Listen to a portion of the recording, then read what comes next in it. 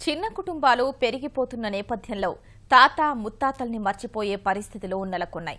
వీటన్నింటినీ పటాపంచలు చేస్తూ ఓ వంశస్థులు 200 ఏళ్లుగా విడిపోయిన తమ పూర్వీకుల్ని అపూర్వ కలయిక పేరుతో ఒకే వేదికపైకి చేర్చారు. కార్తీక వన సమారాధనలో భాగంగా 1000 మందికి పైగా ఉల్లాసంగా ఉత్సాహంగా గడిపారు.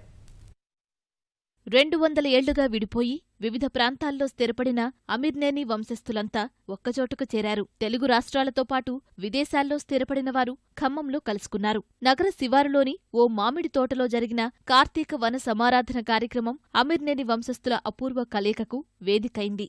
దాదాపు 1000 మంది వరకు ఇక్కడ కలుసుకున్నారు. పెద్దవారు తమ పిల్లలకు పూర్వీకులను పరిచయం చేశారు. తమ వంశ మూలాలను ఆరా తీస్తూ ఉల్లాసంగా గడిపారు.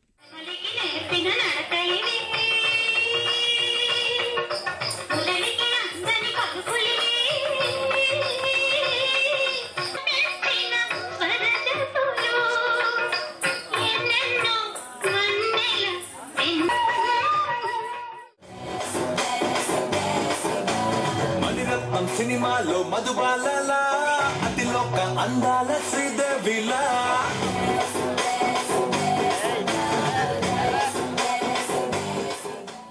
వీళ్ళందరితో కలిసిమెలిసి తిరగడం చాలా ఆత్మీయంగాను వీళ్ళ ప్రేమానుభవాలు పదే పదే పొందాలని ప్రతివేడు ఇటువంటి కార్యక్రమం జరగాలని ఈ రోజు ఒక సొసైటీ కూడా ఏర్పడటం జరిగింది.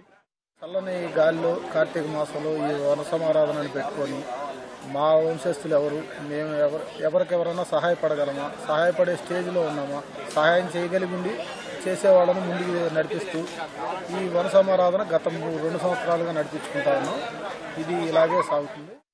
మా తాతలు ఎవరు, మా వాళ్ళు ఎక్కడెక్కడ ఏం జరుగుతుంది, మేము ఎలా విడిపోయామని చెప్పేసి ఆ బంధాన్ని ఆత్మీయంగా కలుపుకొని మనమంటూ ఒకళ్ళు ఎక్కడెక్కడున్నామో అంతా తెలుసుకొని వాళ్ళని గ్యాదర్ చేసి 3 సంవత్సరాల నుంచి కూడా ఇది స్టార్ట్ చేయడం జరిగింది.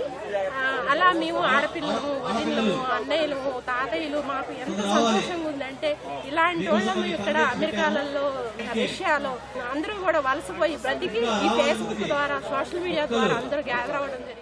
ముందుగా వంశస్థులంతా వన సమారాధన కార్యక్రమం నిర్వహించారు. అనంతరం అమీర్నేని వంశానికి చెందిన పెద్దలను సన్మానించారు. అందరూ కలిసి ఉండాలంటూ పెద్దలు హితవు పలికారు. ఒకరికి ఒకరు తోడుగా ఉంటూ సమాజంలో గౌరవంగా జీవించాలని బాసలు చేసుకున్నారు.